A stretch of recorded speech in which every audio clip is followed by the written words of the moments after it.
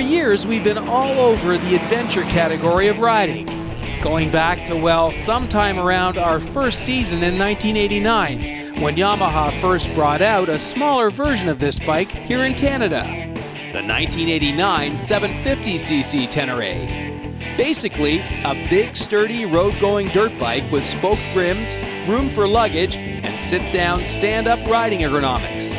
Now fast forward some 20-odd years and meet the brand new Super Ténéré with its all-new fly-by-wire 1,199cc parallel twin, complete with variable engine mapping, leaving us to wonder, how does the new Super Ténéré measure up to the current big bore adventure class leader, the BMW R1200 GS?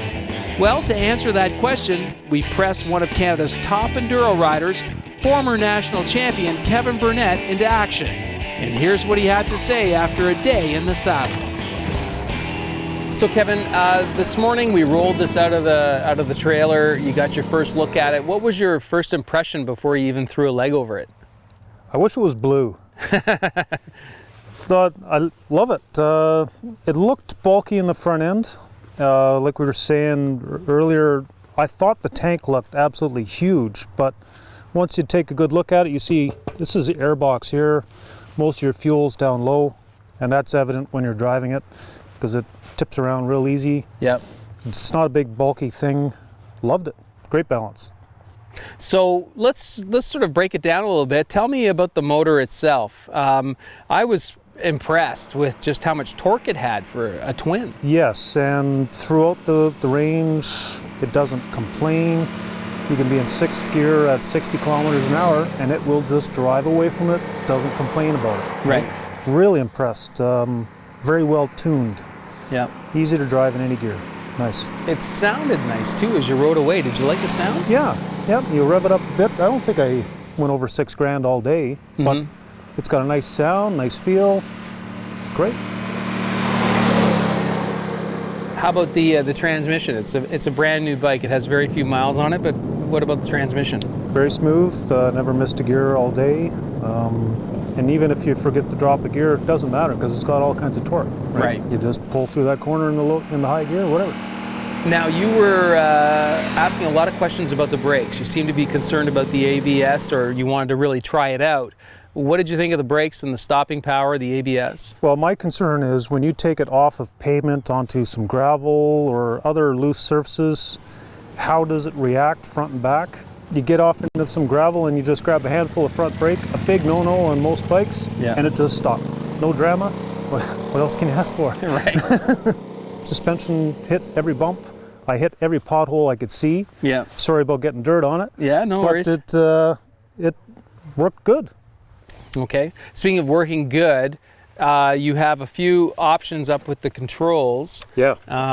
Maybe you could tell us what you discovered here in terms of some of the selections. Well, I was playing with traction control throughout the day. So you've got different levels. Number 1 has the most control. Right. If you want to have the bike slide out a little bit in a corner but not get out of control, there's level 2. Or if you want to just have completely loose bike, is a good way to say it, you can turn it right off, right? And then there was also the modes, right? Yeah, you can change your mapping on the fly. Mapping from touring, T, to sport, you can do on the fly. Right. So you see a bunch of twisty corners come up and you really want to wick it up a bit. Hit sport, and it does make a difference. You can feel it, eh? Yeah. There's nothing really delicate down low, which is a consideration when you're doing off-roading. You don't want stuff to get torn off on a rock or a little stump or something. There is, I saw an optional skid plate. Right.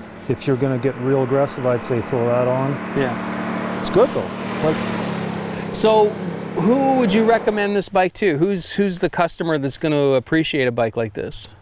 Well, road bike guys who want to do some touring, who don't know how to drive on gravel, this computer is doing all the thinking for you. Right. If you want to cross the country with or without somebody on the back, lots of luggage, I think this would be perfect. I think you could just hop on it and cross the country, no problem. Thumbs up? Yeah, absolutely. Great job. Thanks for coming out and helping us today. Okay, my pleasure. Awesome.